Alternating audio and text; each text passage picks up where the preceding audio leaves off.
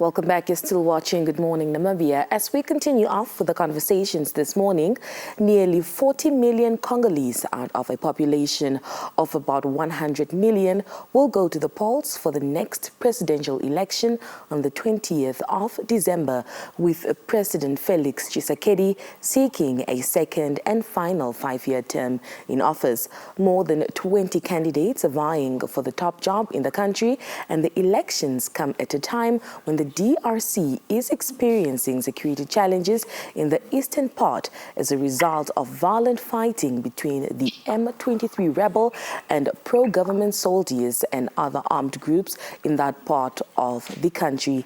NBC senior producer Ndishishii Hamufungu is in Kinshasa, DRC, and he now joins us this morning with more on the latest update of what is happening on the ground.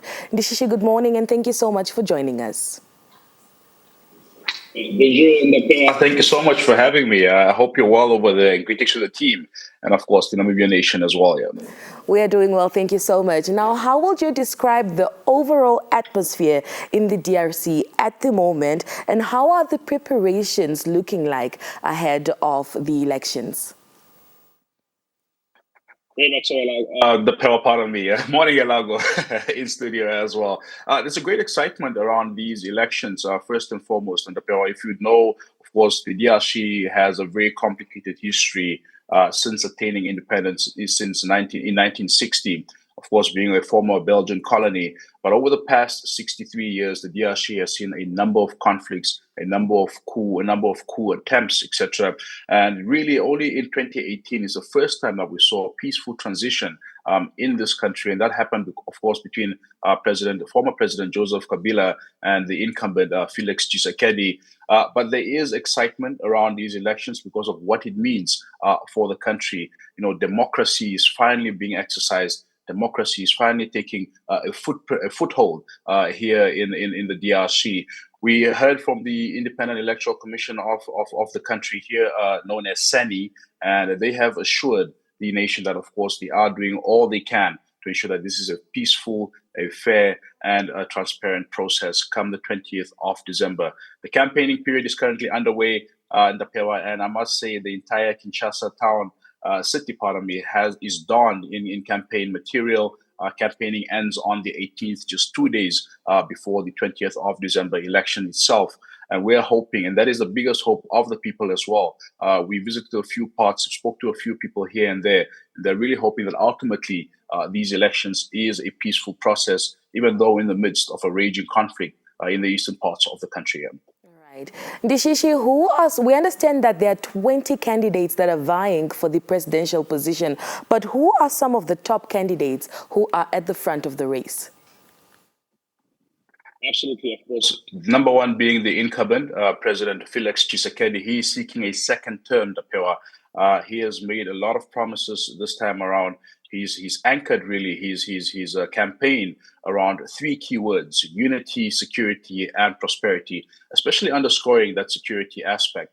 The other leading candidates are Martin Fayulu. You would remember this name from the 2018 election, where many till today believe that Fayulu did in fact win that election. They accused President Tshisekedi of rigging those elections. Of course, Fayulu is no stranger to politics here in the DRC. And another name, perhaps in the running, is of course Moise Katumbi, who's a businessman, quite a prominent businessman here in the DRC.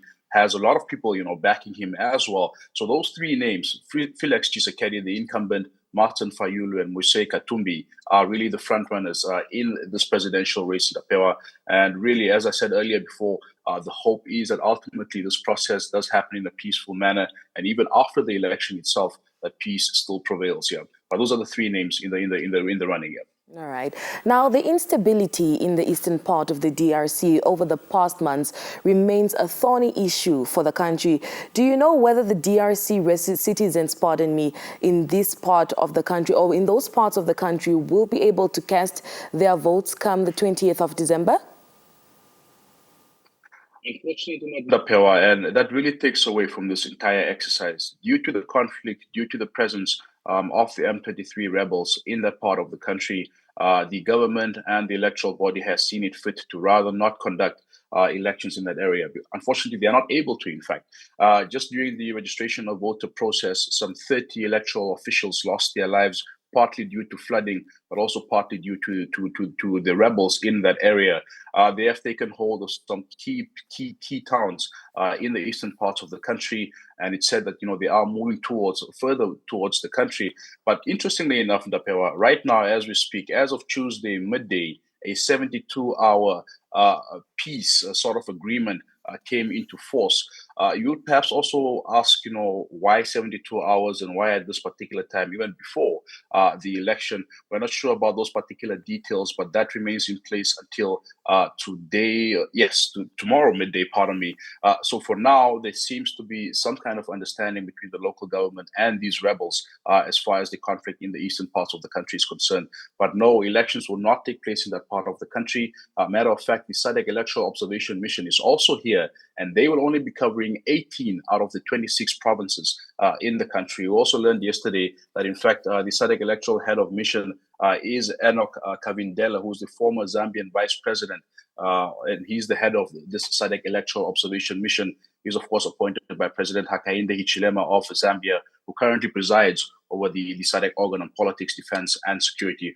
But no, Ndapewa, elections will not take place in those eastern parts of the country, especially the North Kivu towns, etc. All right. Ndishishii, from your observation, how would you assess the current level of transparency and fairness in the electoral procedure in the DRC? It comes with a bit of mixed emotions. I think the government has really tried, at least from a domestic perspective. Things seem to be in place. The Electoral Commission has acquired all of the electoral material. We've seen some 44 million registered voters out of the 100 million. That shows the appetite for these elections as well. But I think from an international perspective, there is perhaps some bit of concern. When you look back at, just the SADC Electoral Observation Mission covering 18 out of the 26 provinces, one asks what happens with these other 8 provinces, that leaves room for concern. The European Union and the local government couldn't come to an agreement due to the use of some technological devices that the European Union wanted to use.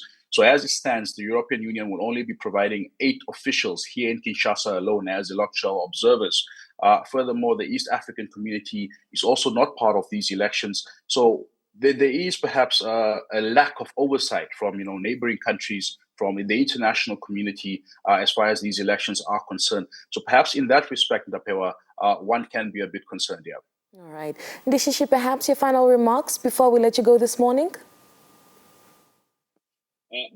I think, these elections mean a lot for the people of the DRC. We were in Kintambo, Mangasin yesterday, which is really a local district here in Kinshasa.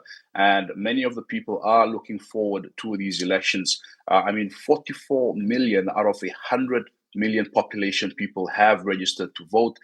They have, however, cited a few concerns around issues concerning the voters' cards. Many of them saying that their names do not reflect on the system, or the voter cards are faulty, etc. Some of them haven't received their voter cards, etc. And that essentially is what is required to cast their vote at the polls. But people are looking forward to these elections. There's a hive of activity, there's a hive of excitement. Just look at those visuals that you see on your screen right now. So there is interest and people want to see change. The Congolese franc is not doing well against the American dollar right now. The raging conflict in the eastern parts of the country is a matter of concern. The very social issues and the very social fabric of the country, is falling apart. So people want to see change, be it from President Felix Tshisekedi, the incumbent, should he get a second term, or be it from any incoming or new president that the country may face or may receive. Pardon me. But I think the biggest issue is that these elections are going to happen. The Electoral Commission has ensured that come next week, Wednesday, the 20th of December, Congolese will go to the polls. But the biggest concern also that we've heard from the local people here is that they hope that after these elections, that peace remains. There is a big concern. This country has seen enough bloodshed over its 63-year independent period. This is only the second electoral democratic process to take place. So there is really a big hope that these elections take place in the most transparent and most peaceful manner ever. Right. Well, Ndishishii, all we can do at this point is wish Congo a great and perhaps safe and peaceful elections. But also, all the best to you and stay safe. Thank you so much, Ndapewa. Thank you so much. Send my greetings to the team, and of course, to take care of yourselves over there as well. Yeah. All right. Thank you so much. Ndishishii Hamufungu, who is a fellow presenter right here on Good Morning Namibia, and also NBC's senior producer talking to us there. He is finding himself in Kinshasa, in the Democratic Republic of Congo. He is there as part of the SADC media group, who is there to actually observe the general elections that will be taking place on the 20th of December in the DRC.